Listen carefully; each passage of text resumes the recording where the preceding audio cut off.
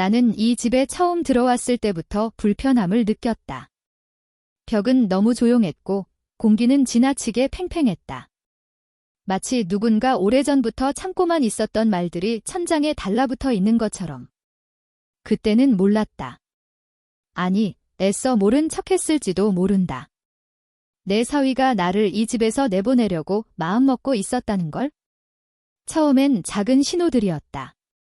내 자리가 점점 줄어들었다. 부엌에서 쓰던 서랍이 바뀌고 내 물건들이 이유 없이 옮겨졌다. 집안에서 내가 지나가면 대화가 멈췄고 발소리도 바뀌었다. 웃음이 줄어들고 눈길이 차가워졌다. 나는 그냥 나이든 여자의 예민함이라고 스스로를 달랬다. 하지만 마음 한쪽에서는 계속 무언가가 긁혔다. 사위는 겉으로는 이해에 바랐다. 너무 바랐다. 그게 더 이상했다. 도움을 주겠다고 말하면서도 그 도움에는 항상 조건이 붙어 있었다. 집에 오래 계시면 힘들지 않냐는 말에 다른 곳이 더 편하지 않겠냐는 말에 직접적으로 말하지는 않았지만 방향은 분명했다. 이 집에는 내가 있을 자리가 없다는 것. 나는 밤마다 잠을 설쳤다. 오래된 천장을 바라보면서 생각했다. 내가 여기에 있는 게 정말 잘못된 걸까? 이 집은 남편과 함께 늙어가기로 약속했던 공간이었다. 웃음도, 싸움도, 침묵도 다 견뎌낸 곳이다. 그런데 어느 순간 서류 몇 장과 젊은 목소리 몇 마디로 내 인생이 밀려나고 있었다. 결정적인 날은 갑자기 찾아왔다. 사위의 눈빛이 변한 날이었다. 더 이상 숨기지 않았다. 계산이 끝난 사람의 얼굴이었다. 그는 이미 이 집에서 나를 지운 뒤였다. 나는 그때 알았다. 그냥 참고만 있다가는 정말로 거리로 나앉게 될 수도 있겠다는 걸? 이상하게도 그 순간부터 머리가 맑아졌다. 두려움은 있었지만 혼란은 사라졌다. 나는 울지 않았다. 화도 내지 않았다. 대신 관찰하기 시작했다. 사위가 언제 집에 있는지, 어떤 서류를 중요하게 다루는지, 어떤 말에 예민하게 반응하는지. 조용히, 아주 조용히. 사람들은 나이 들면 약해진다고 생각한다. 기억도 흐려지고 판단도 느려진다고. 하지만 나는 오히려 그 반대였다. 젊을 때는 감정이 앞섰고 지금은 시간이 있었다.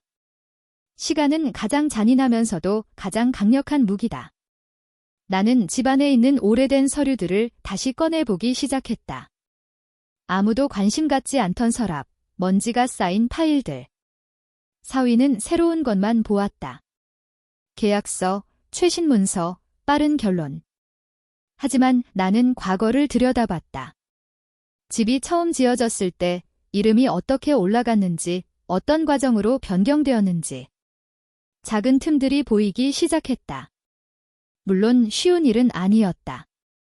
손이 떨릴 때도 있었고 스스로가 무서워질 때도 있었다. 내가 지금 무엇을 하려고 하는 건지?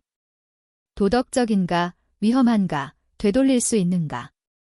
하지만 다시 생각하면 선택지는 많지 않았다. 그냥 쫓겨나거나 아니면 버티거나. 사위는 점점 노골적으로 변했다. 집에 대한 이야기를 할 때면 내가 없는 것처럼 말했다. 미래 계획 속에는 내 자리가 없었다. 그가 웃을수록 나는 더 조용해졌다. 조용함 속에서 계획은 자라났다. 아직은 모양이 없었지만 방향은 분명했다. 이 집은 내 삶이었다. 나는 쉽게 포기할 생각이 없었다. 법이든 종이든 이름이든. 세상은 결국 그것들로 움직인다. 감정이 아니라. 나는 거울을 보며 스스로에게 말했다. 아직 끝나지 않았다고. 아무도 눈치채지 못하게, 아무도 의심하지 않게. 조금씩, 아주 조금씩. 그때는 몰랐을 것이다. 사위는 내가 이미 첫걸음을 내디뎠다는 걸, 그리고 이 이야기가 단순한 가족 갈등이 아니라 한 사람의 집을 지키기 위한 싸움이 될 거라는 걸. 밤이 깊어질수록 내 계획도 선명해졌다. 아직 말할 수 없는 부분들이 많았다. 하지만 확실한 건 하나였다. 이 집에서 나가는 사람은 내가 아닐 거라는 것. 모든 게 드러난 날은 생각보다 조용했다. 큰 소리도 없었고 누군가 울부짖지도 않았다. 집안은 이상할 정도로 평온했다. 마치 오래 기다리던 결말이 제자리를 찾은 것처럼. 나는 창가에 서서 천천히 숨을 쉬었다. 심장이 빨리 뛰지 않았다. 오히려 너무 차분해서 그게 조금 낯설 정도였다. 사위의 얼굴이 굳어있던 장면이 아직도 선명하다. 처음엔 이해하지 못하는 눈빛이었다. 그 다음엔 부정, 그리고 분노. 하지만 그 어떤 감정도 오래 가지 못했다. 종이 위에 적힌 이름은 차갑고 단정했다. 감정이 끼어들 틈이 없었다. 그는 말이 없었고 나는 설명하지 않았다. 설명은 항상 약자의 목이라고 믿어왔으니까. 이 집이 다시 내 것이 되었다고 느낀 순간 기쁨보다는 이상한 허무함이 먼저 왔다. 이겨서가 아니라 끝났기 때문에. 긴 시간 쌓여있던 긴장이 한꺼번에 풀리면서 다리가 조금 후들거렸다. 나는 의자에 앉아 잠시 눈을 감았다. 그리고 생각했다. 여기까지 오기까지 내가 얼마나 조용히 견뎌왔는지를. 사위는 결국 집을 나갔다. 짐을 싸는 소리, 문이 닫히는 소리, 계단을 내려가는 발걸음. 그 모든 게 너무 현실적이어서 오히려 꿈 같았다. 문이 닫히고 난 뒤 집안에는 다시 내가 숨쉬던 리듬이 돌아왔다.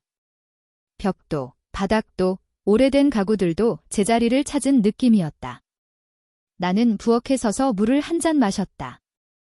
평범한 행동인데도 손이 조금 떨렸다. 이 집에서 쫓겨날지도 모른다는 두려움이 완전히 사라지기까지는 시간이 필요할 것 같았다.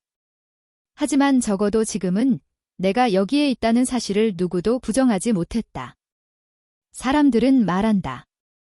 나이가 들면 물러나야 한다고. 조용히 뒤로 가야 한다고. 하지만 나는 안다. 끝까지 지켜야 할 것들이 있다는 걸. 이 집은 단순한 건물이 아니었다. 내 시간, 내 선택, 그리고 내가 포기하지 않았다는 증거였다. 밤이 되었고 불을 끄기 전 마지막으로 집 안을 둘러봤다. 모든 게 그대로였다. 아니, 조금 달라졌다. 이제 이 집은 나를 밀어내지 않았다. 그 사실 하나만으로도 오늘은 충분했다.